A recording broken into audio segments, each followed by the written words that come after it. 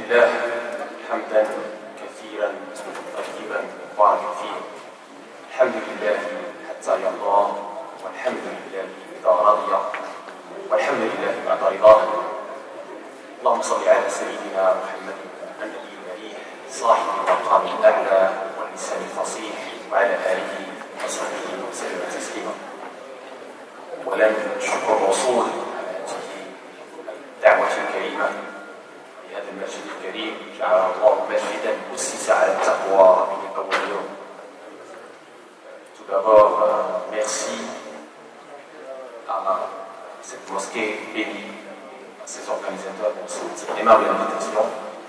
En priant Allah Ta'ala pour que cette mosquée et ce qui l'entoure, Inch'Allah, soit une mosquée construite autour et sur la piété. Inch'Allah, je vais parler en français puisque la plupart ici ne comprennent pas l'arabe, ne maîtrisent pas l'arabe. Mais les textes scripturaires, je vais les citer avec leur langue originale et essayer de les traduire. إذن ونحن نغادر هذا الشهر الكريم نضيف الرحمن فيه سنة مولانا رسول الله صلى الله عليه وسلم المطهر. ولو كنا نعلم قدره تمنينا أن يكون العام كله رمضان. ومن منا كان يعبد في رمضان نطلب من الله تبارك وتعالى أن يثبته حتى يعبد ويخلص في غير رمضان. إذا لا نعبد رمضان وإنما نعبد رمضان. Donc on va quitter Inch'Allah dans quelques jours ce mois béni, surnommé le purificateur, avec ses nuits et ses jours bénis. Et si la Ummah connaissait la valeur de ce mois, on aurait souhaité que toute l'année serait Ramadan. Et il faut savoir qu'on n'adore pas le Ramadan, on adore le Seigneur du Ramadan. Donc ceux qui ont fait l'effort dans ce mois, ceux qui ont émigré, ont fait l'hijra, les mauvaises habitudes vers les bonnes, des péchés vers l'obéissance, et il faut continuer, profiter de cette station d'approvisionnement, ce viatique spirituel, pour continuer, Inch'Allah, sur la bonne voie, après le Ramadan, et même jusqu'à la mort, Inch'Allah. Allah ثبات في الممات وأن يجعلنا إن شاء الله في رمضان وفي غير رمضان له من العابدين الذاكرين الشاكرين المخلصين المخلصين. Et aujourd'hui, on traite un sujet qui est très important, très sensible, qui est l'éducation spirituelle. Sa définition, son pourquoi et ses instruments.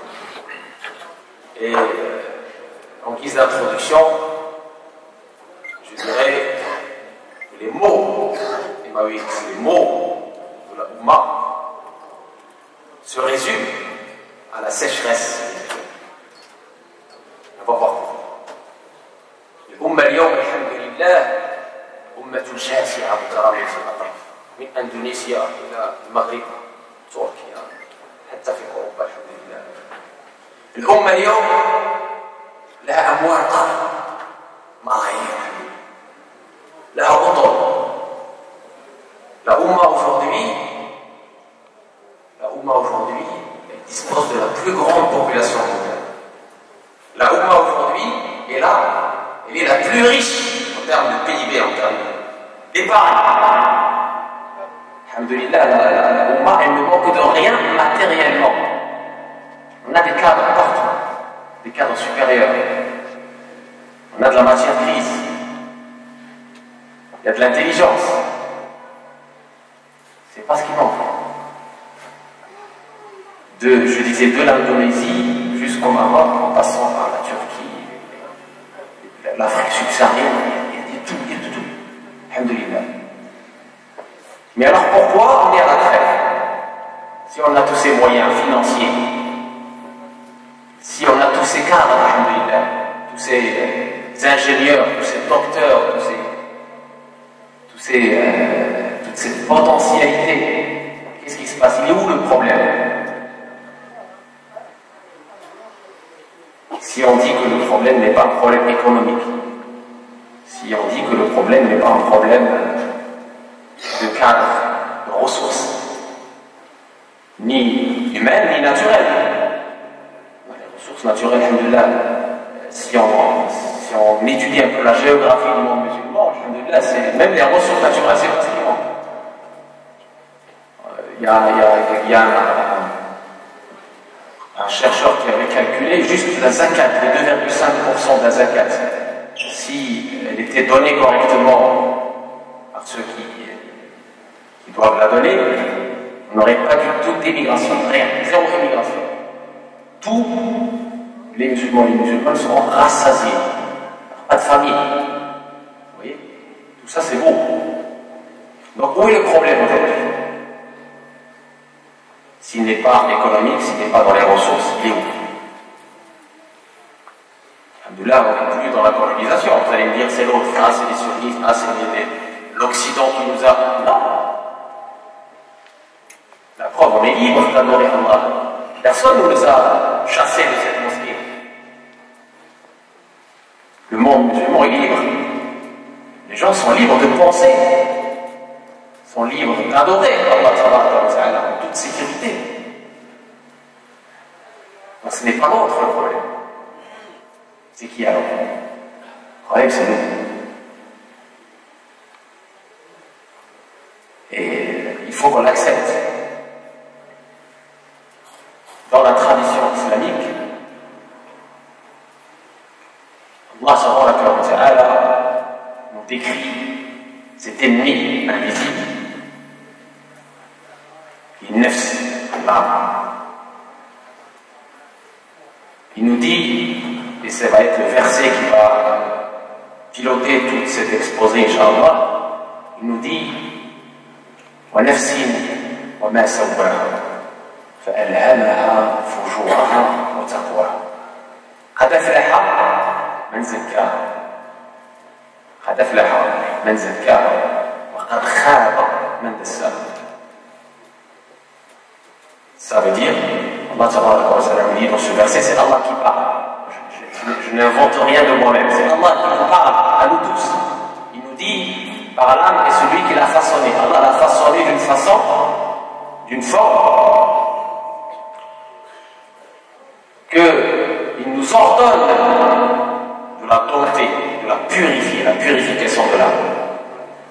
On appelle l'éducation spirituelle, on appelle aussi l'éducation de l'âme. Mais on va voir les autres mots qu'on peut utiliser pour qualifier ce combat intérieur. A atteint le succès celui qui l'a purifié. Donc, purifier son âme n'est pas une option, c'est une exigence correcte. Allah tabaraka wa ta'ala amara biha.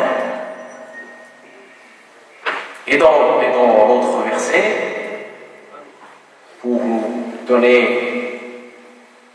l'importance, pour montrer l'importance des péchés intérieurs, Allah tabaraka wa ta'ala dit قل إنما حرم ربي الفواحش ما ظهر منها ما بطن وذروا ظاهر الإثم باطنه. Allah nous dit dans le Coran, Allah a interdit les calamités, les grands péchés tant extérieurs que intérieurs. Vous connaissez les péchés extérieurs? Zina, kham, vol, meurtre, tout ça c'est des péchés extérieurs, très graves. Mais de la même façon, il y a des péchés intérieurs. Allah nous a demandé dans le Coran de s'interdire également ces péchés intérieurs. Il faut les connaître pour les éviter. Ces péchés intérieurs. Et éviter les péchés tant extérieurs qu'intérieurs. Et donc revenons maintenant à l'âme. Pour commencer, on commence par l'âme humaine. Pour comprendre cet ennemi et les instruments pour le combattre.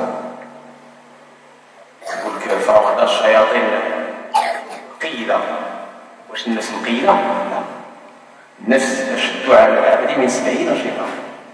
علاش فرغنا كيشوف واحد كيضرب واحد كيغوت واحد كيقتل كاع؟ لأن النفوس كيكبلها واحد. السوك التي بين جنبيك هي عدوك اللدود. قبل الشيطان لتعين الشيطان عليك إذا ما ربيتيهاش. هذا الإشكال ما كيعرفوش كثير من الناس. Certes, au mois de Ramadan, les démons sont enchaînés.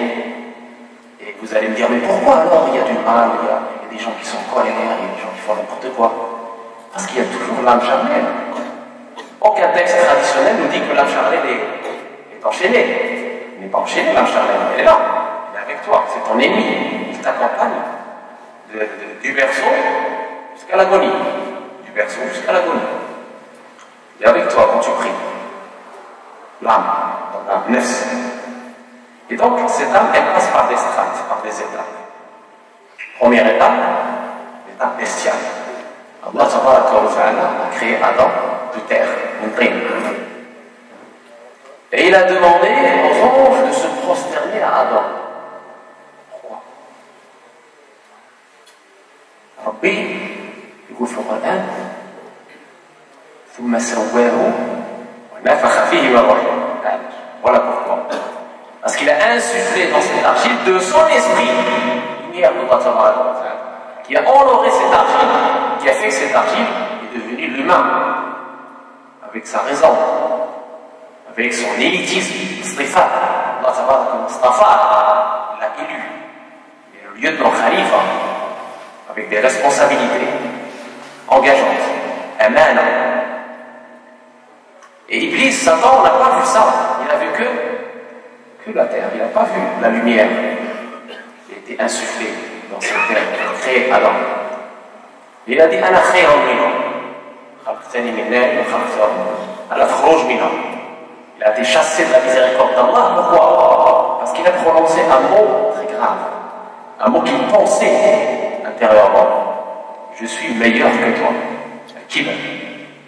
L'orgueil. Ça, c'est la plus grande maladie intérieure. Je vous ai parlé des péchés intérieurs. Ça, c'est le sommet des calamités. Le kibr. Le prophète a défini le kibr dans un hadith authentique. C'est le rejet de la vérité et le mépris des hommes. Le prophète a dit, ne rentrera pas au paradis celui qui a un atome d'orgueil. Les compagnons tremblaient.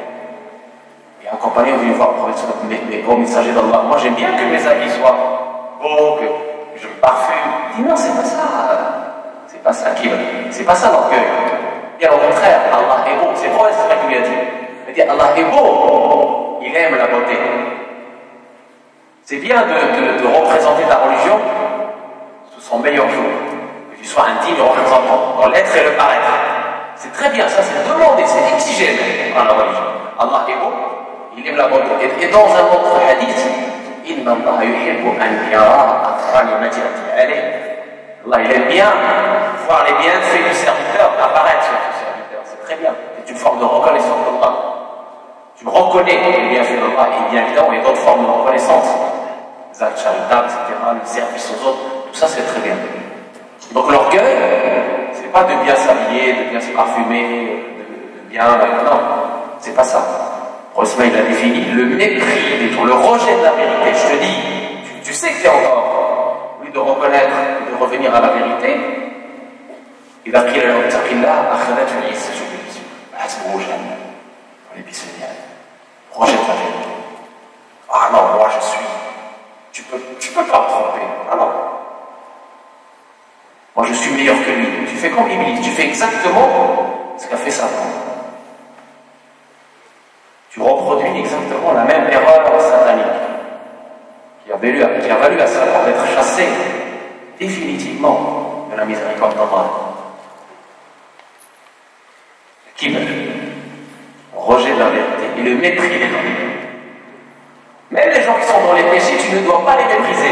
Pourquoi? Quand tu méprises aujourd'hui, demain tu es éprouvé par la même chose. Comment tu fais? Le qalb, il a subhanallah. Subhanallah. Ton cœur est entre les mains de ton Seigneur. Comment tu peux être sûr que tu vas pas dévier? Donc il faut être toujours, il faut osciller entre la crainte et l'espoir. Il ne faut pas se dire ça y est, je suis arrivé, je suis le meilleur et les autres c'est rien. Il n'a pas travaillé donc je ne lui parle même pas, je ne dis même pas celle. C'est pas un comportement du bon musulman ça. Kibr. Tu es qui? Allah a un ange qui est prosterné du début de la création jusqu'à ce que Allah permettra la résurrection. Il se lève de sa prosternation. Il dit: oh Allah, je ne t'ai même pas prié comme tu dois être prié. Nous sommes où de ça? Et nous sommes où du hadith du prophète sallallahu alayhi wa sallam dans l'authentique où il dit: لا يدخل أحدكم الجنة بعمله قال ولا أنت يا رسول الله قال ولا أنا إلا أن يتغمدني الله برحمته. Il y avait les compagnons autour de lui, il dit: personne ne rentrera au paradis uniquement par ses actes. Il dit: même toi, au messager d'Allah, il dit: même moi, sauf si Allah me prend par sa miséricorde, par sa grâce. Et là, certes, l'acte est nécessaire, on n'a pas le choix, on doit agir. Mais est-ce qu'il est suffisant? Non, on ne doit pas compter que sur nos actes. On doit savoir que l'acte, on le fait pour Allah, pour la face d'Allah, pas pour plaire aux autres. Et qu'il n'est pas suffisant. On reste toujours dans l'espoir qu'Allah nous accepte, dans l'humilité qu'on peut toujours s'améliorer, et dans le service et l'amour du prochain. Tu aimes pour ton prochain ce que tu aimes pour toi-même. Tu aimes qu'il soit guidé sans le mépriser, sans avoir ce mépris qui va le conduire à se mépriser lui-même, et tu vas être le soutien du diable contre ton frère. Parce qu'au lieu que ton conseil soit une bénédiction pour lui, et que tu le prends avec la douceur et la sagesse et la bonne parole pour qu'il puisse être conscient de ce qu'il a fait et revenir à Allah, eh bien tu vas juste soutenir le diable contre ton frère. C'est parce que c'est pas le message que nous donne sur Mohammed qui était l'exemple de la magnanimité, l'exemple de la miséricorde. Et donc je disais,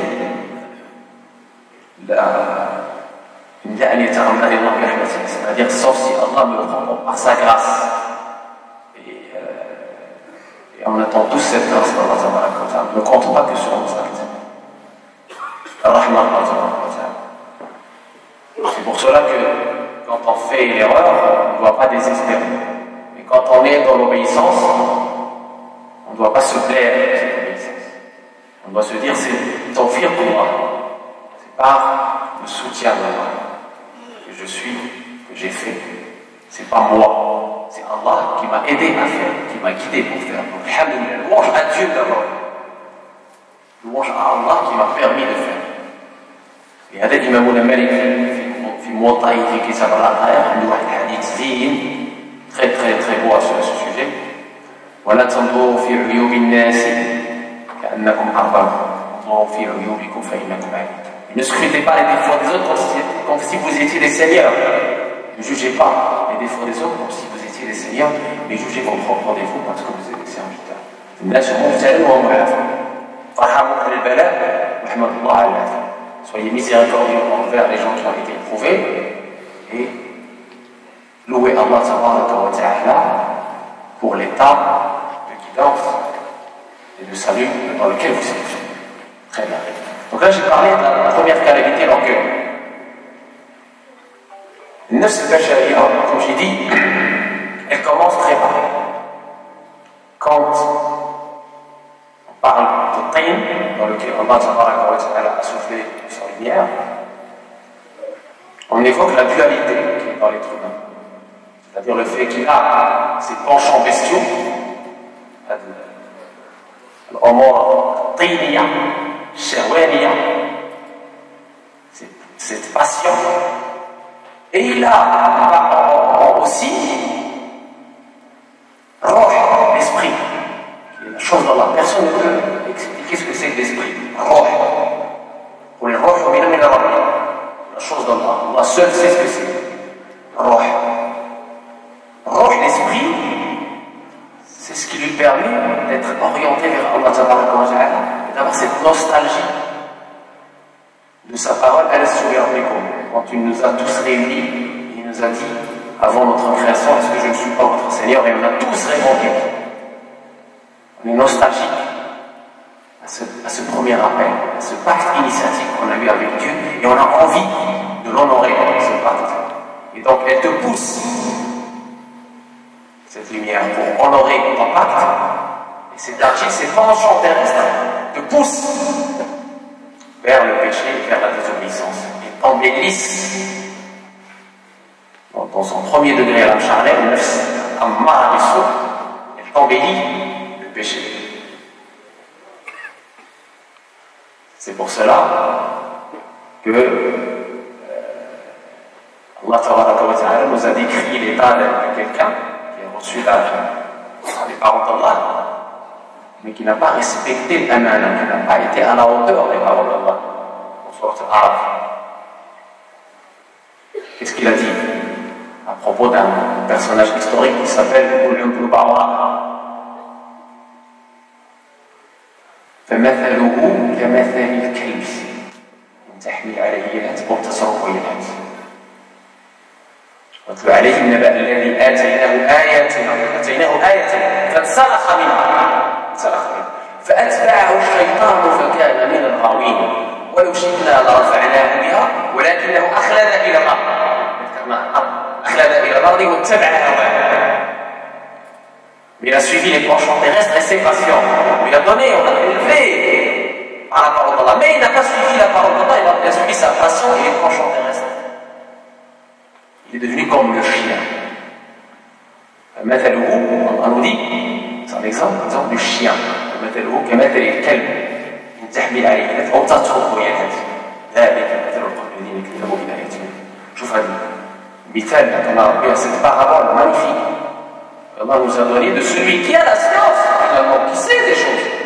Mais sa science sera une preuve contre lui, le Jésus.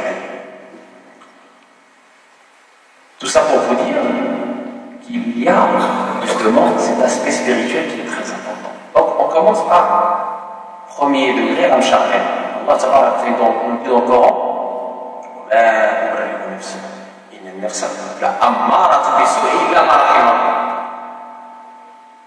l'âme, la cicatrice du mal. Le Coran décrit le premier état de l'âme. Elle t'invite, elle t'incite au péché, elle t'embellit le péché. Ça, c'est son premier état. Avant qu'elle soit tentée, avant qu'elle rentre dans un processus spirituel. Ensuite, le Coran nous parle de nafs al-lawwama, sur la qiyamah, la uqsimu بالنفس اللوامة لا أقسم بيقظة ولا أقسم بالنفس اللوامة. L'âme qui blâme, c'est-à-dire elle atteint un niveau d'éveil qui va lui permettre de comprendre que ce qu'elle fait est mal. Elle va se le reprocher, elle va faire son examen de conscience. Ah, j'ai fait ça, je ne dois pas faire ça demain, je m'améliore, je me perfectionne. L'âme qui blâme. Ensuite on arrive à un troisième stade, cité aussi dans le Coran. Allah Ta'ala nous dit à ce sujet ونفس وما سواها فألهمها ألهم النفس ألهمها فجورها وتقواها. L'âme inspirée, c'est le troisième niveau. Et le quatrième et dernier niveau, نفس المطمئنة, l'âme pacifique. يا أيتها النفس المطمئنة ارجعي إلى ربك راضية مرضية. L'âme pacifiée, l'âme apaisée. Là c'est le quatrième niveau, c'est le niveau ultime, quand l'âme est apaisée, quand l'âme a été purifiée de ses vicissitudes, de ses péchés intérieurs, et n'est plus le soutien du diable contre toi, il n'obéit plus aux insufflations du diable, elle ne t'insuffle plus le mal, mais elle ne va plus voir le péché comme quelque chose de beau, non, elle va voir le péché comme quelque chose de laid, comme Allah l'a créé. On va pas Satan ne va pas réussir à lui enjoliver le péché. Il vous a enlégué la négation, la désobéissance et la perversion. On va voir le péché tel qu'il est vraiment.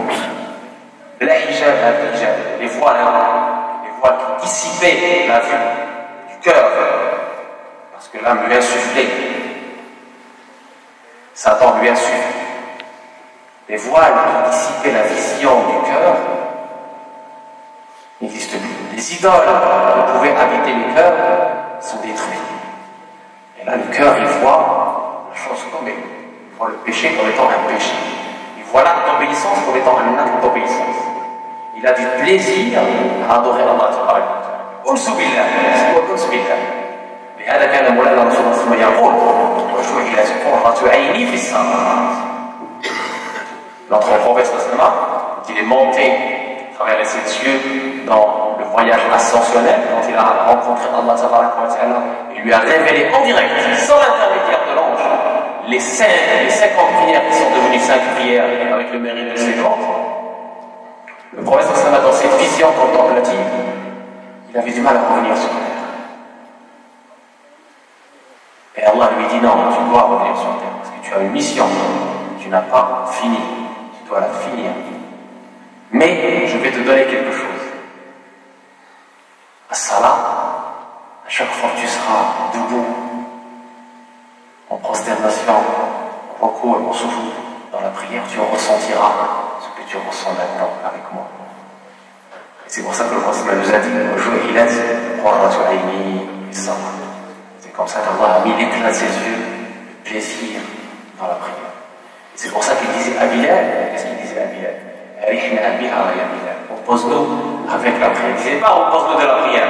Là qui voit la prière encore comme une corvée, une charge, là, c'est encore la prière. Oh là, je vais devoir encore faire mes ablutions, je vais devoir encore faire. C'est pas comme ça qu'on voit là. Non. Heureusement, c'est un plaisir. Repose-nous, c'est un apaisement. Il était dans le Mounajat. C'était le meilleur moment pour lui. Et même les compagnons, son école première. Et le كأني أرى شربي بارزة. سبحان الله. كأني أرى أهل الجنة في الجنة يتنعمون. وأهل النار في النار يعني يتلومون. هذه حقيقة الإيمان. يكون القلب مفعما به ويطرد كل قليل حقيقة الإيمان. Il y avait même un compagnon, on devait l'amputer avec la contrainte de son pied. Il a dit au médecin, lorsque je suis dans la prière, je ressens rien, je ressens rien. Vous voyez l'état de ces gens-là, où sommes-nous de l'état de ces gens-là? Ils étaient dans le moulingette parfait. Il n'y avait pas cette pollution de la vie d'ici. Parce qu'ils ont réussi leur spiritualité grâce à qui? Grâce à Sayyidina Muhammad sallallahu alayhi wa sallam. Parce que l'islam de Sayyidina Muhammad sallallahu alayhi wa sallam, qui est l'unique, il n'y en a pas deux. C'était un islam spirituel au premier plan. En témoigne le hadith de Jibril, où on nous parle de l'islam, du premier niveau, de soumission, juste avec la parole, sans l'adhésion du cœur.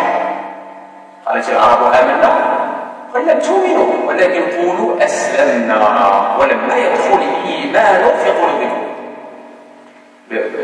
La foi n'a pas encore pénétré votre cœur. On parle du cœur, encore une fois. Je vais développer cette notion du cœur. Le cœur qui est le réceptacle de la foi. Il est l'iman.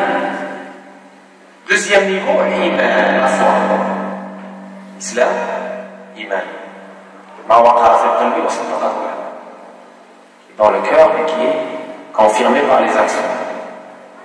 C'est une iman dans le cœur. Là, effectivement, le cœur adhère. C'est plus des paroles en l'air. Et troisième et dernier niveau, l'ihsan, l'excellence. أن تعبد الله كأنك تراه فإن لم تكن تراه فإنه يراك. Adorer Allah tabaraka wa ta'ala comme si tu le vois, car si tu ne le vois pas, lui il te voit. هذا حديث جبريل معروف. بينما كان جلوس عند رسول الله صلى الله عليه وسلم دخل علينا رجل شديد بياض الثياب شديد سواد الشعر لا يرى عليه اثر الصفاء ولا يعرفه منا احد حتى جلس الى النبي صلى الله عليه وسلم فاسند ركبته الى ركبته ووضع كفيه على فخذه وقال يا محمد اخبرني عن الاسلام واخبره عن الاسلام ثم قال يا صدقت فعجبنا له يساله ويصدقه الى اخر الحديث. Un grand hadith qu'il faut étudier, il faut méditer. Et on comprend les trois grandes stations de la religion. Din, l'islam, l'iman, l'ihsan. Voilà, في مدارج الإحسان, l'éducation spirituelle, elle s'inscrit dans le chemin de l'ihsan, dans le chemin de l'excellence. Et donc, son but, c'est de purifier l'âme. On a vu l'âme avec ses 4 stations. Le but, c'est d'arriver à la station de l'âme apaisée. Très bien. Pour arriver à la station de l'âme apaisée, il y a des instruments, il y a des moyens. Ces moyens, encore une fois, ils sont dans les textes scripturaux. Ils sont dans le Coran, la Sunna, subhanallah. Ces moyens sont aussi pour arriver à l'âme apaisée, pour arriver de l'âme instigatrice du mal vers l'âme qibla, vers l'âme inspirée, vers l'âme apaisée, qui n'est plus le soutien du diable, qui ne reçoit plus les insufflations, qui est conforme au hadith du prophète sallallahu alayhi wa sallam, apporté par le Nawawi ibn Hibban dans son authentique. La yu'minu ahadukum hatta yakuna hawahu tab'an lima ji'tu bihi. Nul de vous ne sera véritablement croyant, n'atteindra la foi parfaite si sa passion, si son âme va dompter pour qu'il puisse être conforme à ma révélation. يكون هواه تبع لما جئت به. تقول هذيك الشيء اللي بغيت وتكره هذاك الشيء اللي كره. هذا هو الحقيقة في الإيمان. يحبب لك الحاجة اللي يحبها هو، يحبب لك الأولياء نتاعو، يحبب لك الصحبة ديال أهل الخير، أهل الذكر. ويكره لك مجالس السوء، يكره لك الكلام الفارغ، يكره لك الرياء، يكره لك الغيبة، يكره لك سوء الخلق. وإن سوء الخلق لا يفسد العمل كما يفسد خل العسل. صدق رسول الله صلى الله عليه وسلم. إن سوء العمل لا يفسد العمل، سوء الخلق لا يفسد العمل كما يفسد خل العسل. Donc comment arriver à cette âme apaisée? L'instrument, c'est arriver à casser les idoles qui habitent le cœur, purifier ces maladies intérieures. Alors, quelles sont ces maladies intérieures? On a parlé de l'orgueil. On peut parler de l'ostentation, que le prophète a appelé chef de Khafi, le petit chef, petite association. لا يزال الشرك في أمتي كدبيب النملة السوداء في الصخرة الصماء في ليلة الظلام. هذا الشرك الذي ينفق ماله رئاء الناس والعياذ بالله. لا تبطلوا صدقاتكم بالمن والأذى الذي ينفق ماله رئاء الناس. الرياء. شنو هذا الرياء؟ L'ostentation, c'est quoi? C'est de faire l'acte pour plaire aux gens. Non pas pour plaire à Allah, pour se montrer. Et il y a un hadith qui doit nous faire trembler. Le prophète sallallahu nous raconte l'histoire de 3 catégories de gens. On doit s'en inspirer. Il nous met en garde. Première catégorie, un savant. Le sahara Allah ta'ala, il dit, mais mon serviteur, je te donne la science. Est-ce que tu en as fait cette science? Je ne vais pas laisser un endroit où je n'ai pas enseigné, où je n'ai pas donné la science. Et Allah va lui dire, tu mens, tu l'as fait pour qu'on te dise, ah, un tel machin, il connaît plein de choses. Et ça a été dit, et les anges, on va vers l'enfer.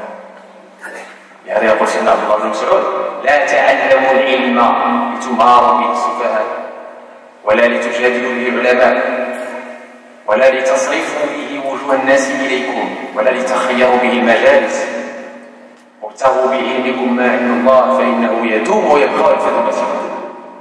ابتغوا بعلمكم ما عند الله فإنه يدوم ويبقى ويفيد المسيح. C'est Abdullah bin Mas'ud qui apprend aux savants comment et pourquoi on acquiert le savoir.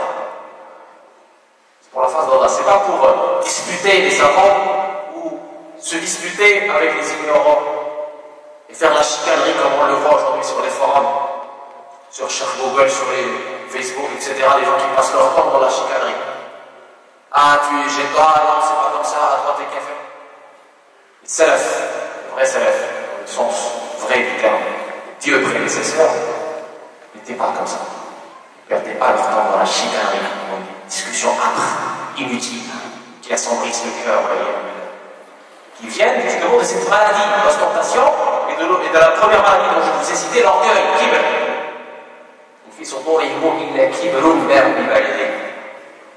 C'est dégoûtant. C'est une maladie très grave à l'ostentation. Donc première catégorie. Deuxième catégorie, quelqu'un qui était très riche. Allah lui dit, mon serviteur, je t'ai gratifié par tes bienfaits, comment as-tu fait? Il veut dire, mon Seigneur, je n'ai pas laissé une voie où on pouvait dépenser pour ta face, où je n'ai pas dépensé. Et Allah me dit, tu mens, tu as dépensé pour qu'on te dise, qu'on dise un tel généreux, ça a été dit. L'intention, toujours l'intention, pureté de l'intention. Mais le soir, on joue de sirri et ikhlas. C'est Ibn Atal al-Iskandari disait, pour résumer, cette histoire d'intention qui est la base de nos actes, qui doit être en amont de chacun, pour lui donner le sens et la vie. Les actes sont des formes mortes, gymnastique, sans esprit. Dans l'esprit, et la pureté de l'intention qui réside en nous. Et c'est malheureusement ce qui me préoccupe et ce qui préoccupe aujourd'hui toutes les personnes de bonne volonté, c'est l'état d'un combat qui est devenu un corps sans esprit. Une gymnastique, on hérite. C'est comme si l'islam était un héritage traditionnel, une culture, une espèce de vernis, une espèce d'habit qu'on met dans des moments, dans les endroits, dans la mosquée. Après, quand on sort, on enlève l'habit et on devient un tyran. On vole, on trahit l'engagement, on a un comportement collectif, on fait ceci. Non. L'islam, c'est un mode de vie complet, basé sur cette intention avec Allah, pour Allah. Tu travailles pour Allah, tu travailles pas pour moi. Tu travailles pas pour ton imam, tu travailles pour Allah 24 heures sur 24, 7 jours sur 7, depuis ta puberté, depuis que tu as cet éveil entre guillemets légal, jusqu'à ta mort, jusqu'à la l'agonie. Il n'y a pas de vacances, il n'y a pas de congé payé, il n'y a rien. L'intention avec Allah dans tout ce que tu fais. Même quand tu es avec ta femme dans ton intimité. Et c'est surtout dans ton intimité que tu es éprouvé. C'est surtout dans ton intimité que tu dois montrer à Allah, par rapport à toi, que tu as suivi sa révélation, que tu le conformes à ce qu'il a souhaité, à ce qu'il a aimé pour toi. Il n'aime pour toi que les choses bonnes.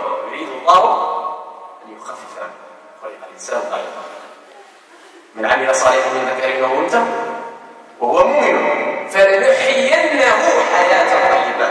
قسم الله تبارك وتعالى يقسم فلنحيينه حياه طيبه ولنجزينهم الجنه الاخره اجرهم باحسن ما كانوا يعملون. Allah jure dans ce verset du Coran que si tu suis sa foi en étant croyant et en la foi, il t'assure ici-bas un bonheur sans fin, ici, une vie agréable, sans amertume. Et dans l'au-delà, tu auras tes récompenses multiples. Et donc, la troisième catégorie de personnes qui ont été châtiées par Allah, le martyr. Allah lui dit, mon serviteur, je t'ai donné la bonne santé, la force physique, comme tu fais. Ah, mon Seigneur, j'ai fait le djihad. J'ai fait le djihad. Pour que ta parole soit la plus élevée. Et tu mens, mon serviteur. Tu n'as pas fait djihad. C'est pas djihad. C'est pas djihad. C'est pas djihad. Tu l'as fait pour une idéologie. Tu l'as fait pour asseoir ton idéologie. Tu l'as fait pour qu'on dise je suis fort. Tu l'as fait pour imposer ton point de vue. Tu l'as fait pour le pouvoir, pour la vie terrestre. Et aujourd'hui, l'homme en fait. Voilà. L'ostentation. Pourquoi on fait avant d'agir, il vaut mieux s'arrêter un tout petit peu et se dire pourquoi je vais faire ça. Si la réponse est sans aucune hésitation pour Allah, j'y vais. Si la réponse est mitigée, je m'abstiens et je corrige. C'est très important, avant qu'il soit trop tard. Parce que Allah nous dit dans les hadiths aussi, je me désavoue des associés, je ne veux pas d'associés. Je ne veux pas d'associés.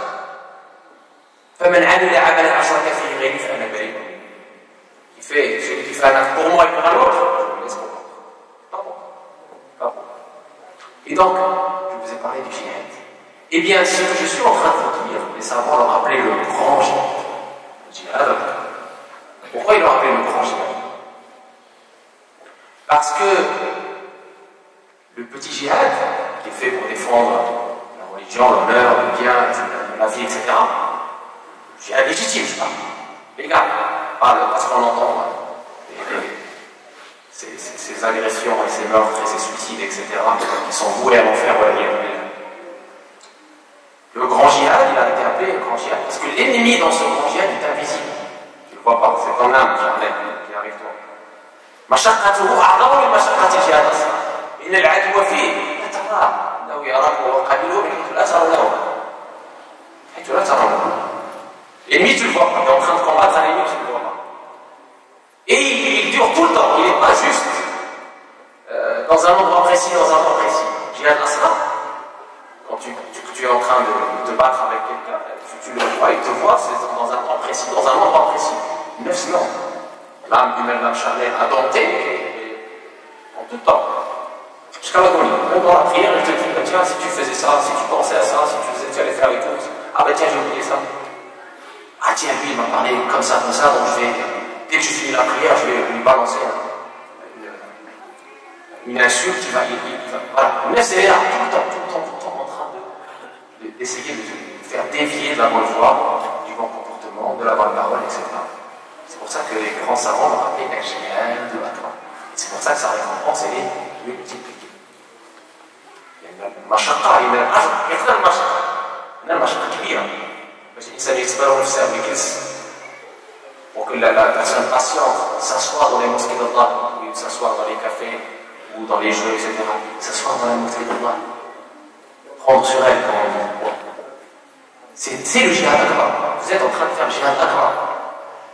Et nos savants disent une nuit passée à apprendre la science est meilleure que 1000 rak'ah. Qui peut faire 1000 rak'ah? 1000 rak'ah.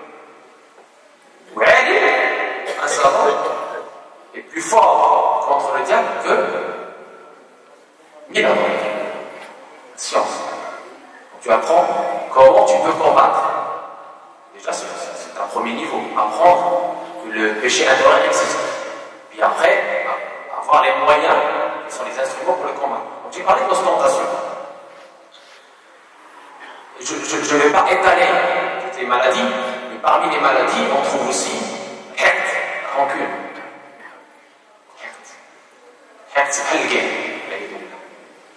C'est une maladie très grave. Rancune. Et là, dans le hadith, le prophète nous informe qu'il y a 3 catégories de personnes. Leur acte ne dépasse pas leur tête d'une coulée. Khawani mutasariman, 2 frères qui ont une rancune entre eux. Et les vendredis soirs, il y a ces anges de la miséricorde qu'Allah envoie pour envelopper les serviteurs de son pardon. Il les dit sauf ceux qui ont une rancune entre eux. C'est des choses qui se rencontrent. Très important, la rancune. Et le hadith du prophète sallallahu merveilleux que j'aimerais qu'on apprenne, qu'on applique.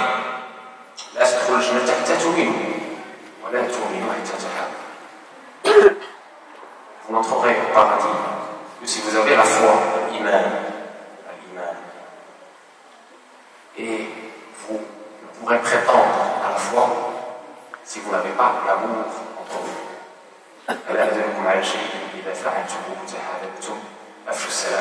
Répondez le salut, salam, tout ce que vous connaissez, ce que vous ne connaissez pas, parce que ça permet justement d'amener cet amour pour Allah Ta'ala. Sourire au visage de ton frère, tu le montres.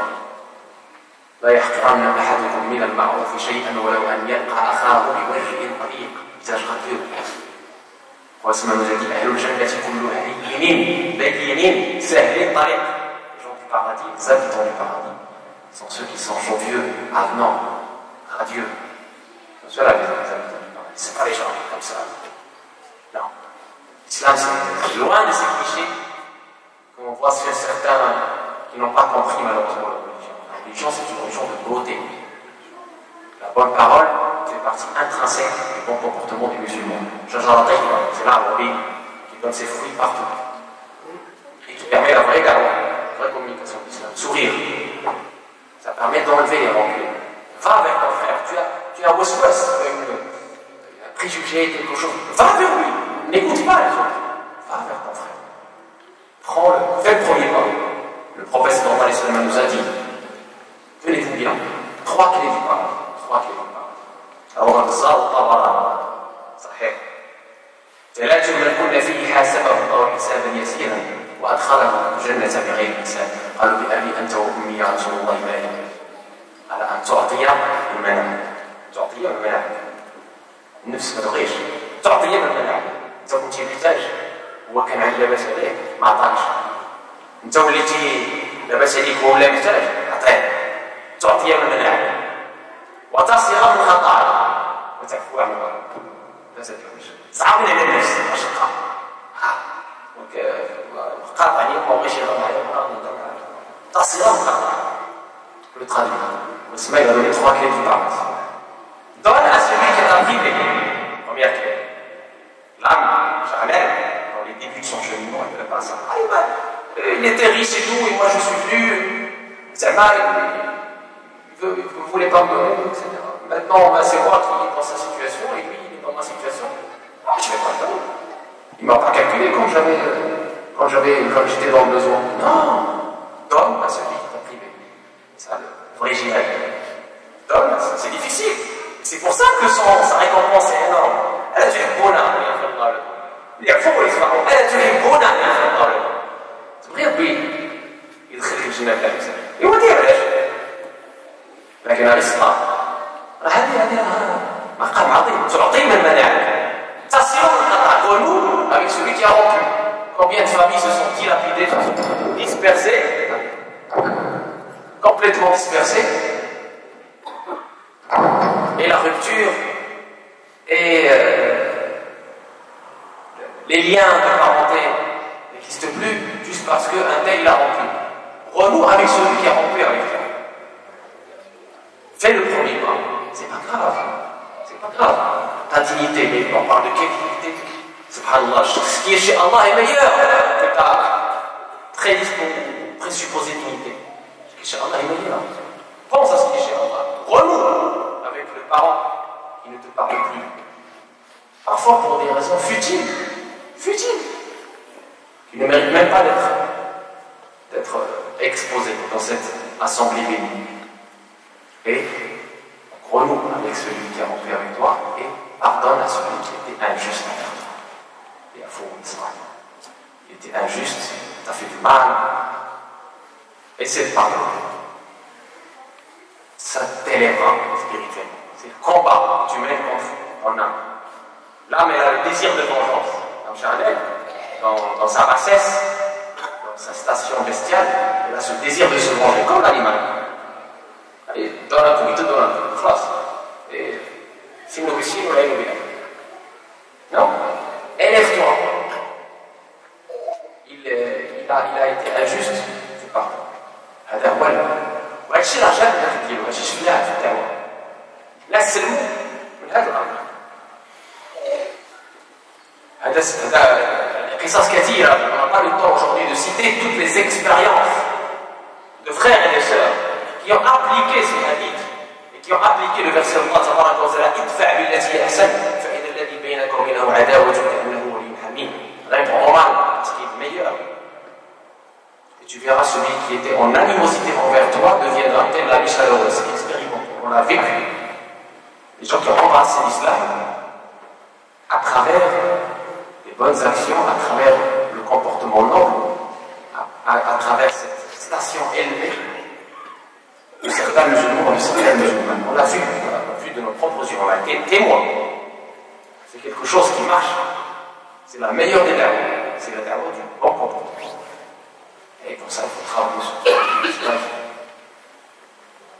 C'est plus facile de faire un rak'at, mais c'est très difficile de pardonner, de faire le premier pas, de ne pas se venger, de ne pas se mettre en colère, etc. C'est le haq ou le hasan. إن الحسد يأكل الحسنات كما يأكل النار الحطب. La jalousie, cette envie, elle dévore, et employez les mots dévorer, elle dévore les hasanat, les bonnes actions, comme le feu dévore le bois sec. والعجب من أعجب بعمل حبط عمله. L'autosatisfaction, je suis oui. Il détruit, il anéantit la vie. Et donc l'instrument, maintenant qu'on sait Le cœur, Allah Tabaraka wa Ta'ala l'a cité dans le Coran plusieurs fois comme étant l'instrument de vision. Allah nous dit dans le Coran فإنها لا تعمى الأبصار ولكن تعمى القلوب التي في الصدور. Ce ne sont pas les yeux qui savent, ce sont les cœurs qui savent. Il lui a donné une fonction qui est la vision. Il va lui donner dans un autre verset une autre fonction qui est l'aql. أفلم يسيروا في الأرض فتكون لهم قلوب يعقلون بها. Ça vous fait le passer. Le cœur qui réfléchit, qui est en connexion avec votre raison. C'est-à-dire que vous n'êtes pas dans la raison pure, vous êtes dans une raison orientée par la guidance d'Allah, par la lumière d'Allah. Vous êtes inspiré par la guidance d'Allah. Celui-là, le cœur. Le cœur, ces idoles qui l'habitent, l'empêchent de voir clair. Ces idoles que je viens de citer, l'ostentation, l'orgueil, l'autosatisfaction, la vanité, les rancunes. ولهذا سألعشر يقول في منظومته عن التربية الروحية واعلم بأن أصل ذي الآفات حب الرياسة والأحوال رأس الخطايا وحب العجلة استوى الأفعال في الأرض. اعلم بأن أصل ذي الآفات le summum des calamités c'est l'amour du pouvoir وطرح الآتي oublier l'au-delà رأس الخطايا وحب العجلة le sommet des péchés c'est d'aimer le pardon. Et donc comment maintenant arriver à purifier cette âme et à embellir ce cœur, à détruire les idoles qui l'habitent, qui peuvent l'habiter, qui le souillent, qui lui voilent la vision, avec quelque chose que Allah Tabaraka wa Ta'ala a ordonné dans le monde. Et il l'a lié au cœur des cœurs. ونفذ الآية ربنا يقول لنا هادوا غير كيعطيك الدواء ديال الكبد مريض عطيك الدواء ربي قال لك القلب ديالك راه كيما هاد الدواء اشنو قال يا الذين آمنوا وتطمئن قلوبهم بذكر الله لا بذكر الله الذين آمنوا وتطمئن قلوبهم بذكر الله ألا بذكر الله تطمئن القلوب. Ceux qui ont la foi, tout est lié à la foi. La foi c'est le béat, c'est le dîme. La foi elle augmente et diminue. Elle augmente avec les bonnes actions, elle diminue avec les mauvaises actions, elle diminue avec la fréquentation des gens du mal, etc. etc. Et elle augmente avec les bonnes actions, avec la compagnie des gens du bien. Les assemblées comme celle-ci, les jardins, on pourrait se marquer les jardins du paradis. Et il nous a dit encore, ceux qui croient, et dont les cœurs s'apaisent par l'invocation d'Allah. N'est-ce pas par l'invocation d'Allah que doivent s'apaiser les cœurs? Dhikr Allah. Dhikr al-nas, dhikr Allah. Et dans l'autre verset, Amar, ya ayyuhalladhina amanu dhkuru Allah, ما قالش ذكرا. ذكرا كثيرا. شوف الحكمة الإلهية. عظمة القرآن الكريم دقيق. ذكرا كثيرا وسبحوه بكرة وأصيلا. زاد على الذكر. جبريل كما راه المقصود هنا التسبيح. اذكروا الله ذكرا كثيرا. Il n'a pas dit juste invoquer dans le verset que je viens de citer sur Al-Ahzab. Allah nous dit, oh vous qui avez cru invoquer Allah, il n'a pas dit juste invoquer Allah. Invoquer Allah de façon abondante. Abondante. Et pour qualifier les hypocrites, il a dit, لا يذكر الله وإذا قاموا بالصلاة قاموا كسالى يراءون الناس ولا يذكرون الله إلا قليلا. Parmi les qualités des hypocrites, c'est qu'ils invoquent Dieu que très peu. Ils invoquent Dieu, mais que très peu. Que très peu. ولهذا من أكثر من ذكر الله آمنا من النفاق. Celui qui veut être en sécurité par rapport à l'hypocrisie, il invoque Allah de façon abondante. Le prophète sallallahu alayhi wa sallam nous dit dans l'authentique de Bukhari, dans les hadiths rapportés par Abu Moussa al-Ash'ari, مثل الذي يذكر ربه والذي لا يذكر ربه كمثل الحي والميت. L'exemple de celui qui invoque Allah, celui qui n'invoque pas Allah, c'est l'exemple du mort et du vivant. Choisissons. Est-ce qu'on veut être des morts ou est-ce qu'on veut être des vivants? La vie des cœurs, Hayas al-Qulub, et des cœurs. La vie des cœurs, c'est plus tu dis la ilaha illallah, la ilaha illallah, plus tu entraînes ta langue à répéter ce mot incroyable qui est, si on met le salat, les cieux et les terres dans une balance, Et la ilaha illallah dans une balance, la balance la ilaha illallah l'emportera. C'est un mot facile à répéter. Vous allez voir la lumière qui va s'installer dans le cœur grâce à ces mots bénis. La ilaha illallah. خير ما قلت انا من المؤمنين لا قولوا لا اله الا الله تفلحوا قولوا لا اله الا الله تعلموا فاعلم انه لا اله الا الله. Et le prophète nous a dit également démontrer la grande importance de la ilaha illallah, qu'elle a une relation directe avec le cœur, comme on vient de l'entendre dans le verset cité. إن القلوب تصدع كما يصدع الحديد تصدع صدع. اسمها في القرآن ران كلا بران على قلوبهم كلا بران على قلوبهم وفي القلب ران. Dans le verset coranique, ran, la rouille, elle est liée au cœur. Je ne parle pas de la rouille physique. Là, depuis tout à l'heure, on est en train de parler de l'anatomie spirituelle de l'être humain. Pas l'anatomie physique. Là, je le laisse au médecin. L'anatomie spirituelle. Donc, ran, la rouille qui s'installe dans le cœur, le prophète nous a dit tous les cœurs se rouillent comme se rouille le fer. Mais au messager d'Allah, comment polir alors ce cœur? Il dit tu la polis. C'est facile, mais en même temps c'est difficile. Parce que quand vous dites à quelqu'un, venez avant qu'Allah te baraka wa ta'ala. Ah, j'ai ça à faire, oui, non, mais bon, je n'ai pas le temps maintenant. C'est un quart d'heure que tu donnes pour Dieu. C'est une demi-heure, c'est une heure, c'est quoi une heure dans la vie de quelqu'un? 2 heures dans la vie, 3 heures même. Et quand il y a un film qui vient de sortir, on est hypnotisé. C'est vraiment le mot. On est comme ça, on va un match, les gens sont. Il ne va pas dire non, j'ai autre chose à faire. Il va laisser ses autres choses à faire, il va s'installer, il ne va plus bouger. Il est comme ça. Même ramène-moi un verre d'eau, il n'a pas entendu. Rien. Il y a le feu. Rien. هذا إنسان نفسه سيطر عليه. النفس إنسان تشبه. Et quand il a la parole d'Allah, c'est beau. Ah non, ouais. C'est très important. Donc, polir le cœur comme on polit le fer de sa rose. Le cœur se rouille. Et pour terminer l'argumentation scripturaire de l'importance de l'invocation d'Allah, méditant sur ce hadith merveilleux que le prophète nous a enseigné. وأزكاها إلى مليككم وأرفعها إلى درجاتكم وخير لكم من إنفاق الذهب وورق الفضة وخير لكم من أن تلقوا عدوكم فتضربوا أعناقا وتضربوا أعناقا. قالوا بلى يا رسول الله قال ذكرنا. Est-ce que je vous informe pas de le meilleur de vos actes, meilleur de vos actes, ceux qui vous élèvent en degré, ceux qui sont meilleurs pour vous de dépenser hors et argent, ceux qui sont meilleurs pour vous de combattre votre ennemi et de le tuer ou qu'il vous tue. Bien sûr, mais informons-nous sur ce raccourci, sur cet acte, entre guillemets, magique.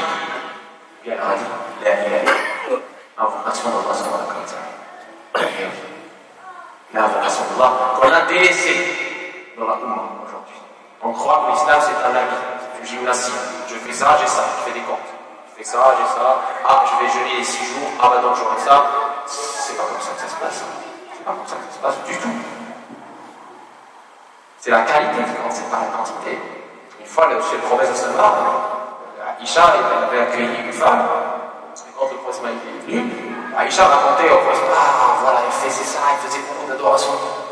Il dit, tais-toi Aïcha. Allah ne désespère pas, ou ne se lasse pas de vous récompenser. Vous avez à vous-même cette lassitude.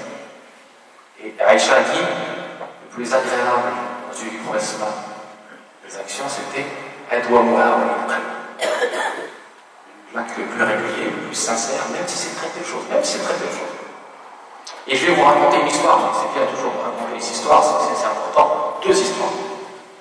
La première, c'est quelqu'un qui a adoré Allah plus de 70 ans, était dans la privation, la séquine, l'abstinence, on veut appeler ça comme ça. Arrivé chez Allah Tabaraka wa Ta'ala, Allah lui dit, rentre au paradis par ma grâce. Alors le hadith sur la grâce. Il faut mais comment mon Seigneur? Moi je te donne pendant 70 ans, j'ai rien fait, je me suis privé de tout. rentrer par la grâce. Il dit à ses gens, dressez les balances. On va le juger sur son grâce, c'est tout. Et en faisant les comptes, eh bien, ce qui a acquis ses yeux était malheureusement, juste pour les yeux, je ne pas passer aux autres membres. L'oreille, c'est l'entendre. Alors, juste les yeux. Et il mérite l'enfer revenir. Oh mon Dieu, par ta grâce, c'est bon, j'ai compris. Donc effectivement, on n'est pas à la hauteur, soyons humbles. Deuxième histoire, c'est un compagnon qui était avec les compagnons, mais qui était inconnu. C'était pas Abu Bakr, c'était pas Omar, c'était pas Uthman, c'était pas Ali, c'était pas Abu Ubayd al-Jarrah, c'était pas un inconnu que personne effectivement ne connaissait dans ce monde. Voilà. Et le prophète sallallahu alayhi wa sallam, il dit un jour, il va rentrer chez vous quelqu'un parmi les habitants du paradis, il a dit 3 fois. Puis à chaque fois, c'est la même personne qui rentre, personne ne le connaît. Les gens ont cru que c'était Abu Bakr qui va rentrer, ou Omar. Il est en train de faire ses habits. Et puis un compagnon, il l'a vu, il l'a reconnu, il l'a suivi. Oui, le compagnon, il a rien, je عارف شنو كاين. شحال حاجه اللي دخلت هذاك الجناح ولا العباد. Il l'a suivi, il prend pas sa porte, il dit, je te demande l'hospitalité, si tu en viens venir. Il dit, bienvenue. Alhamdoulilah, les musulmans sont l'hospitalité, c'est pas ce qu'ils manquent. Je t'offre l'hospitalité. Il reste avec lui le premier jour, première nuit, il discute, il essaie de voir ce qu'il fait des prières de la nuit, ce qu'il jeûne, ce qu'il... Rien. Il fait juste les 5 prières quotidiennes, point. C'est tout. Premier jour, deuxième jour, troisième jour, il dit, je n'ai rien vu. Il essaie de sortir, il dit, est-ce que je peux disposer? Il dit, mais pourquoi tu es venu? Il dit, moi j'ai entendu le professeur, ça va dire de toi ceci et cela, que tu vas rentrer au paradis. Mais j'ai rien vu de... J'ai pas vu grand-chose par rapport aux autres compagnons qui veillent la nuit, qui font des actes de charité. J'ai rien vu. Et donc qu'est-ce qu'il a dit le monsieur? Il a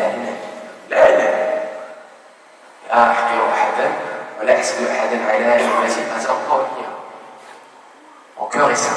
C'est-à-dire je ne porte dans mon cœur aucune animosité à une créature et je n'ai dans mon cœur aucune envie pour les bienfaits qu'Allah a octroyés aux autres. Point.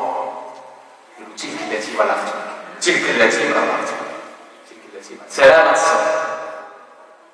الله تبارك وتعالى يقول يوم لا ينفع مال ولا بنون إلا من أتى الله بقلب سليم. Le jour où ni les biens ni les enfants ne seront aucun secours pour avancer si ce n'est celui qui veut à Allah par un cœur sain. Donc assainir le cœur par l'invocation de Allah. Et logiquement, j'ai parlé de texte rituel, du Coran et de la Sunna, qui nous montre la grande importance d'invoquer Allah. Que c'est le moyen idéal pour polir le cœur, pour l'assainir, pour le purifier. Très bien. Et logiquement, quand vous aimez quelqu'un, n'importe qui, ou une femme, un homme, quelqu'un vous apprécie beaucoup, vous allez évoquer tout le temps, chaque fois que vous êtes assis en assemblée tout seul, un tel, il fait ça, il m'a fait ça, et il m'a rendu service, et subhanallah. La preuve de votre amour pour Allah, c'est l'évoquer à tout instant.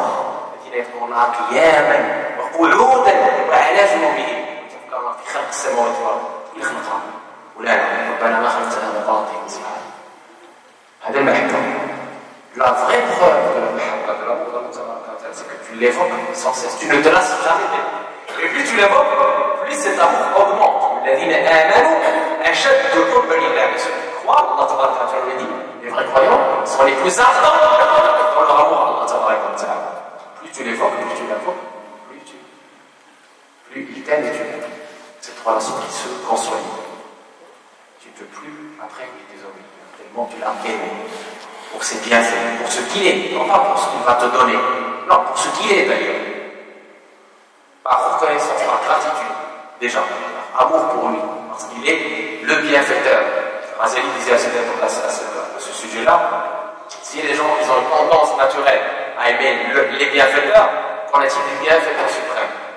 يجازي النفوس على حبي من يحسن بها فكيف بالمحسن الاول المحسن الاعظم سبحانه وتعالى احسن اليك اذ خلقك سواك فعدلك في اي صوره ما شاء ركبك اعطاك النعمه اعطاك الخير اعطاك الاولاد اعطاك نعمه اعظم النعم نعمه الايمان le plus grand bienfait la foi qu'il t'a donné par sa grâce alors qu'il pouvait te mettre parmi les égarés subhanallah. Et donc القلب السليم هو ما يتأتى عبر تكثير من ذكر الله عز وجل وصحبة الذاكرين et la compagnie des avocats. Puisque le prophète sallallahu alayhi wa sallam lui a demandé quelle est la meilleure personne auprès de laquelle on s'assoit. Il a dit من ذكركم الله رضيته وزاد في علمكم منطقه وذكركم في الآخرة عبدا. Trois qualités du compagnon, du bon compagnon. Celui dans la vue, on rappelle Allah. Car Allah est Dieu. Dès que tu le vois, tu te rappelles Allah, ça y est. Dans la science, ajoute à votre souhait. Dans la parole, ajoute à votre souhait. Et dans l'acte, on rappelle au-delà. Trois qualités de ce compagnon utile, de ce compagnon noble, de ce compagnon. قال لي الله تبارك وتعالى على خلاء يومئذ بعضهم لبعض عدو إلا المتقين. المرء على دين خليله فلينظر أحدكم من يخالل. L'homme suit la religion de son ami intime. Que chacun de vous fasse attention à son compagnon intime. C'est ce que je vous dis ça. Et dans le hadith authentique au Bukhari, مثل الجليس الصالح وجليس السوء كمثل بائع المسك ونفخه. L'exemple du bon compagnon du mauvais, c'est l'exemple du vendeur de whisky et du forgeron. Le vendeur de whisky, même si tu n'achètes rien, juste tu rentres. Et alhamdoulilah, imprégné des bonnes œuvres. Alhamdoulilah. On le voit, on le sent, t'étais chez le vendeur de whisky. Forgeron, dès que tu rentres,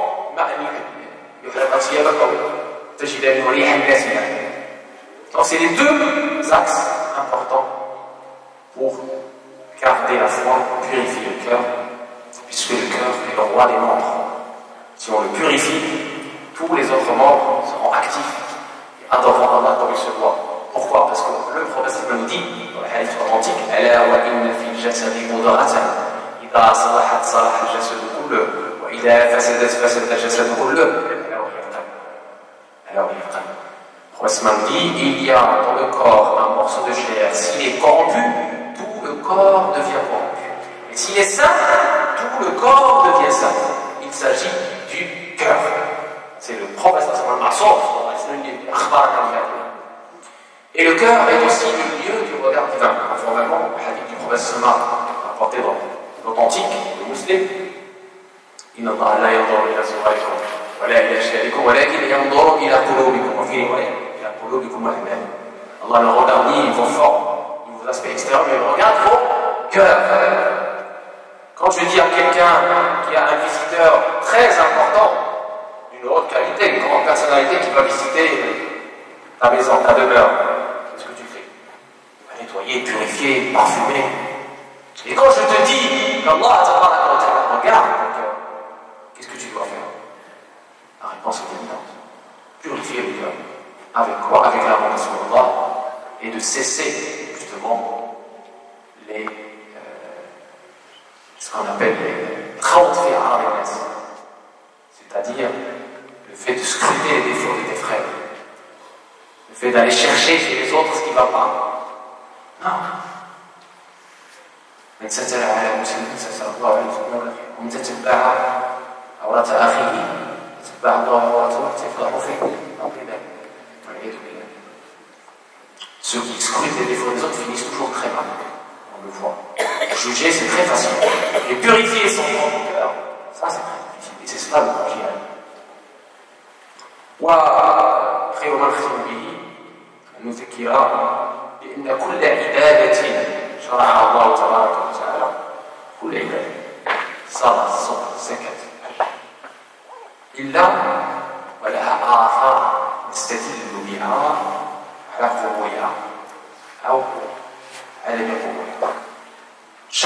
adoration, pour terminer, je dis que chaque adoration, chaque pilier de l'islam, il a une spiritualité, il a des fruits qui constituent le thermomètre qui peut te démontrer que ton acte a été agréé ou pas. C'est le thermomètre de qualité. Prenons l'exemple de la salat. Allah nous dit accomplir la prière, car la prière éloigne les turpitudes et des mauvaises actions.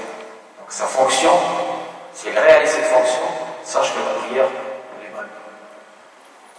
ومن لم تنهه صلاة كما زالت الله هذا يقول الله عز وجل حديث قدسي إنما أتقبل الصلاة ممن تواضع بها لعظمته ولم يستطيع على خلقه وقطع النهار في ذكري ولم يبت مصرا على معصيتي ورحم المصاب وحمالة المسكين والسبيل فذلك نوره كنور الشمس أسأله عنايتي وأستحفظه من الملائكة أجعل له في الظلمة نورا في الجهالة علما ومثله في خلقه كمثل الفردوس في الجنة.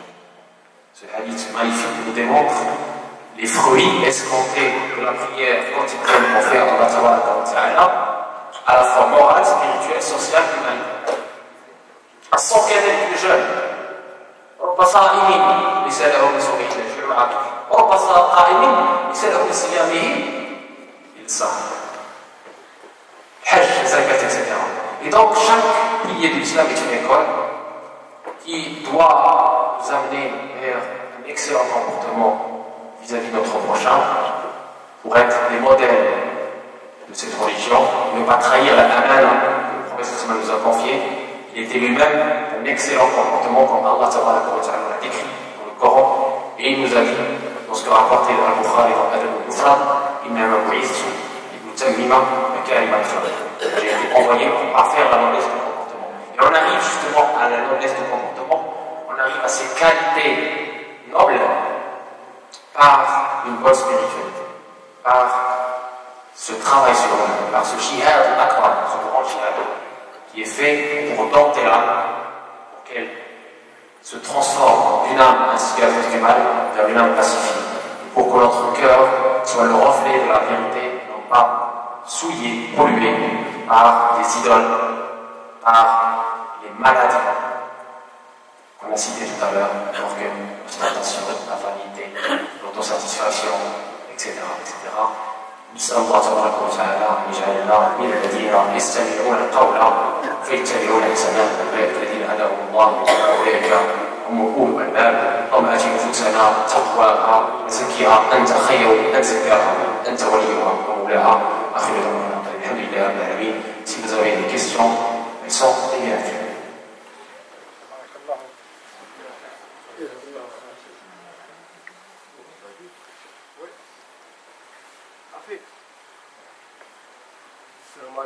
Salam. On nous a parlé de l'esprit, de l'âme et du cœur. L'âme, elle se divise en 3 ou 4. C'est ça. L'âme charnelle, et l'esprit. Est-ce qu'il se divise en 3 par rapport à l'âme? Ce qui contrôle, c'est l'esprit, c'est l'âme. En fait, tout ce que je viens de dire découle des textes, c'est-à-dire découle de ce que Allah a révélé dans le Coran et ce que le prophète nous a enseigné. Et le Coran nous a enseigné par rapport à l'esprit, que l'esprit est la chose d'Allah. C'est pour ça que les savants n'ont pas parlé de l'esprit, comment il est par rapport à ça. Mais ce qui est sûr et certain, c'est que l'esprit vient de Allah. Donc, l'esprit, finalement, il est tourné vers la lumière. Et effectivement, si l'âme est pacifiée, il sera, avec l'esprit, votre soutien pour arriver à Allah. C'est-à-dire, l'esprit n'est pas pollué. Roh, c'est une subtilité divine. C'est Allah qui l'a insufflé dans cette archive pour donner ce qu'on appelle l'être roh. J'ai bien compris, c'est mon esprit qui va prendre le contrôle sur mon âme. C'est ça. C'est ça. Exactement ça. C'est la révélation qui a été comprise, qui a été, alhamdoulilah,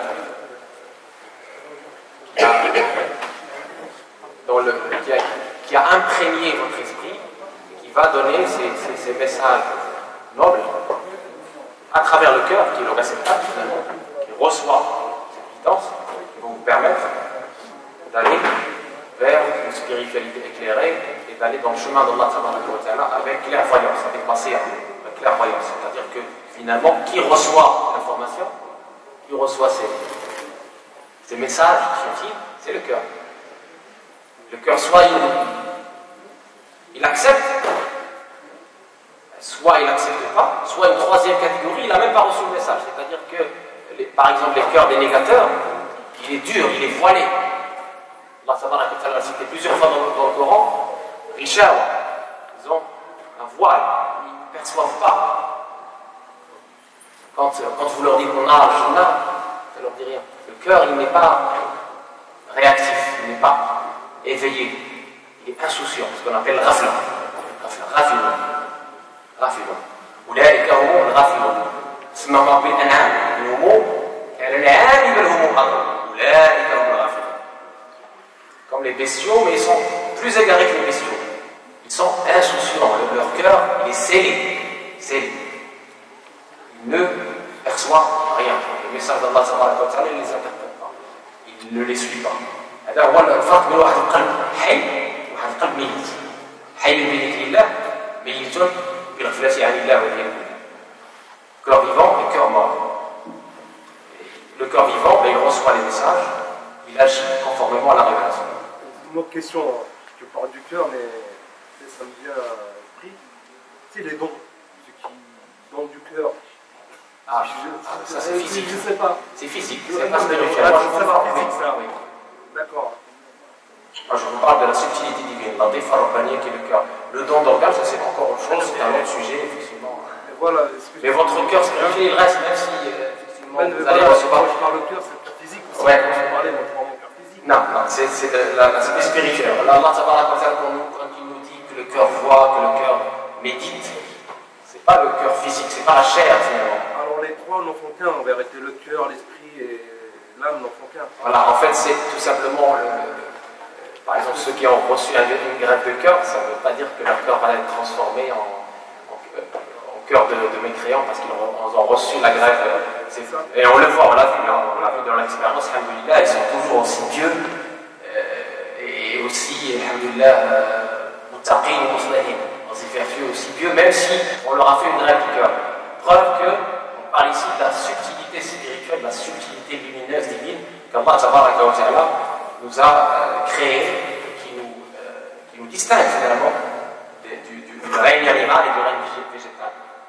Cette basira, cette raison qui est dans le cœur, qui effectivement comprend la révélation d'Allah tabaraka wa ta'ala, qui permet à l'œil de pleurer, qui permet au corps de réagir, de donner, pour faire le bien, etc. Donc c'est le cœur qui nous pilote finalement. Et le cœur ici, j'entends la subtilité divine, l'antifan, et non pas au niveau anatomie, c'est pas une anatomie physique comme j'ai précisé au début, c'est une anatomie spirituelle. Voilà.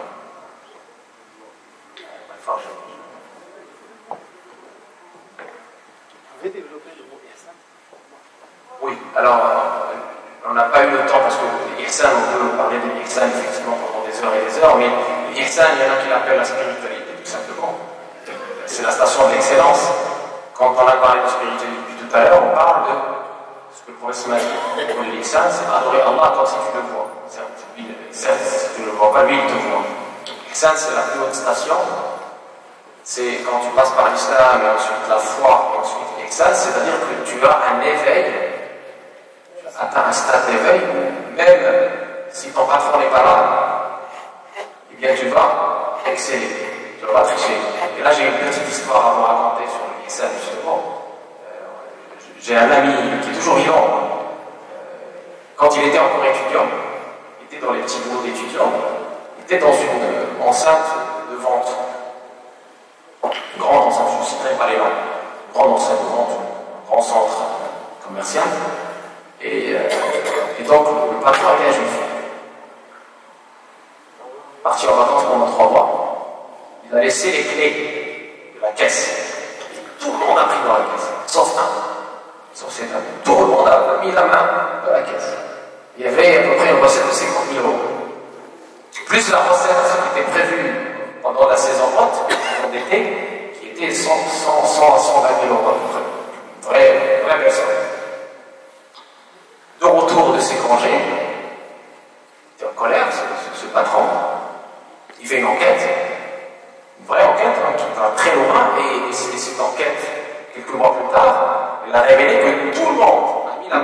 sauf un.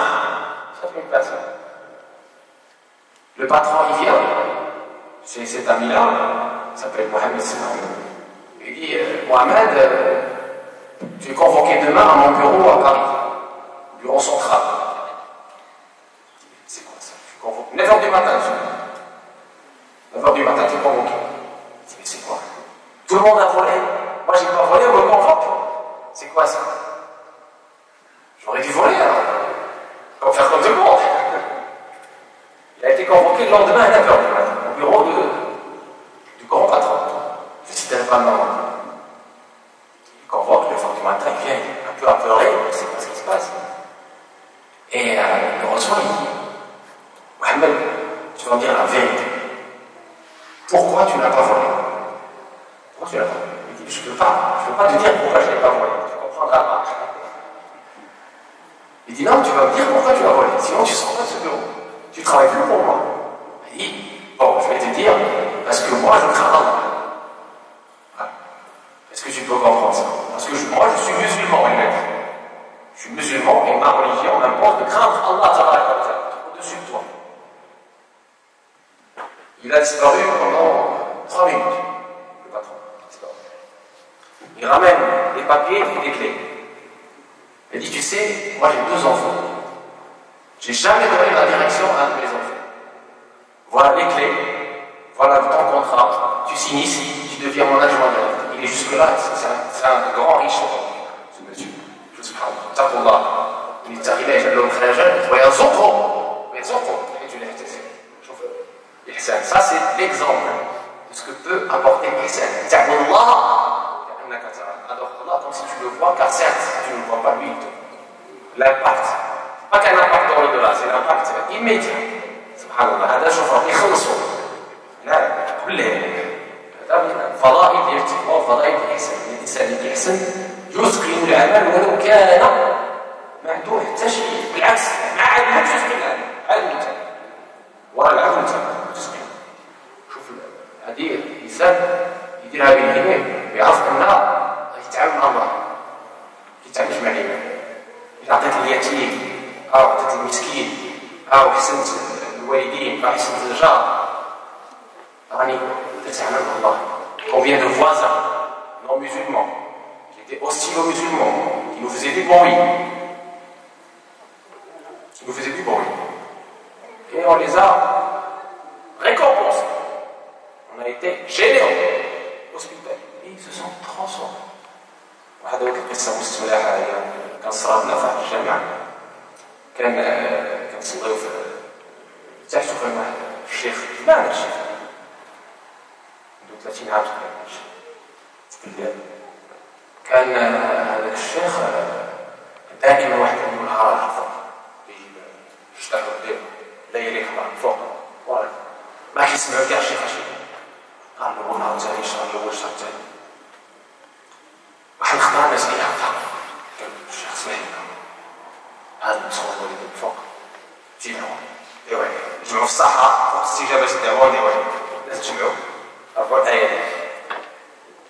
الراجل جالس قال له يا كما مراتي في الدنيا وراه في الاخره، كما مراتي في الدنيا وراه في الاخره. هذاك شوف الناس الجمال، شوف الجمال اللي كيخرج من فمهم يخرج في دعوه الصلاح، دعوه الخير. يا ربي كما مراتي في الدنيا وراه في الاخره. كان تما واحد من صحابه وصلوا له اخذ ليه جايتين قال له هذا المحل فوق ديالكم، هذه قصه حقيقيه. شوف الكلام الخير، الكلمه الطيبه اش كتعطي. Je travaille. C'était un chef il y a 30 ans, 35 ans à peu près. Une mosquée donnait des cours. Il y avait un voisin qui faisait du bruit, il buvait, chantait toute la nuit. On n'écoutait rien, on ne pouvait rien écouter du chef. Premier jour, deuxième jour. C'était une vraie nuisance, mais vraiment sonore, très importante, on n'entendait rien. Et un jour, les gens n'en pouvaient plus. Ils se sont adressés au chef, dit on va attendre le moment où les vœux sont exaucés, juste avant le Fajr, dernier tiers de la nuit, et on va faire une invocation commune pour que ce monsieur il soit anéanti, parti loin ou sous roulé. Ils se sont adressés à l'autre, tout le monde était là, cœur, avec insistance. Et le chef, il a fait quoi? Qu'est-ce qu'il a invoqué? Il a invoqué en sa faveur. Comme le prophète Ismaïl il avait dit, quand l'ange de la montagne est venu voir le prophète pour engloutir sa tribu, il a dit, oh Allah, pardonne à ma communauté, parce qu'ils ne me connaissent pas, ils ne savent pas, et fais en sorte que de leur progéniture descendent des hommes qui adoreront Allah sans rien réfléchir, et c'est ce qui est arrivé. C'est exactement ce qui est arrivé. يقول الاسماء لكل الذين دعوتهم مستجابة لعاليها استجيب من يختبروا اتخذوا دعوتي شفاعة لأمتي الأمية كشفاعة الرحيم. Donc ce chef, qu'est-ce qu'il a dit? Il dit, oh Allah, comme tu l'as permis cet amusement et ce bonheur entre guillemets ici-bas, permets-lui le bonheur dans l'au-delà. Les gens étaient déçus, qu'est-ce qu'il dit? Ça va pas. Et donc, il y avait quelqu'un qui connaissait très bien ce monsieur, il lui a rapporté ce qui s'est dit et le dua, la prière que le cheikh lui a fait. Et dès qu'il lui a dit ça, il a fondu en larmes. Il dit, moi je vous fais tout ce mal-là, et vous priez pour moi. Pour mon bonheur dans l'au-delà, le vrai bonheur, subhanallah. Il est venu, il a donné, il a cédé sa maison d'en haut à la mosquée. Il est devenu un élève et c'est terminé. Vous voyez la bonne parole? C'est pour ça qu'Allah nous dit dans le Coran,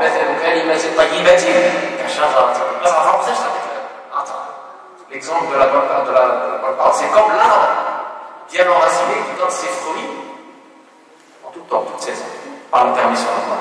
C'est un verset du Coran. Et il est sahih mujra. On l'a vu dans notre vie tous les jours, que la bonne parole, tu l'as dit avec ton ami, et tu verras. Wallahi, tu verras que les fruits, les bons fruits de cette bonne parole. Pour toi-même, pour tes enfants, pour ta descendance, et même la descendance de sa descendance. كان أبوهما صالحا فأراد ربك أن يوافقه مخرجا منه. الله يجعلنا من المتقين، الله يحل كلامنا ويجعل كلمتنا دائما طيبة ويحفظنا بما حفظ به الكلام الحكيم، ويختم لنا بخاتمة حسنة، ورمضان يجعل لنا إن شاء الله طهارة وقفته إن شاء الله مع أنفسنا حتى نتطهر ونسري في طريق الحق نفر إلى الله بنية حسنة خالصة لوجهه عز وجل، إنه على كل شيء قدير وبإجابة جدير. وأسأل الله أن يجعلنا من عتقاء هذا الشهر، وأن يتقبل منا قليل العمل وكثيره، وأن يتجاوز عما بدر منا، إنه عفو كريم غفور رحيم، يا ودود يا ودود يا ذا العرش المجيد، يا فعال لما يريد يا مغيث أغيثنا. اللهم انفعنا بما علمنا واجعله حجة لنا ولا تجعله حجة علينا. اللهم اجعلنا من المخلصين واجعل كل أعمالنا وحركاتنا وسكناتنا خالصة لوجهك الكريم. اللهم لا تدع لنا في مقامنا هذا ذنبا إلا غفرته، ولا هما إلا فرجته، ولا مريضا إلا شفيته، ولا حاجة هي لك رضا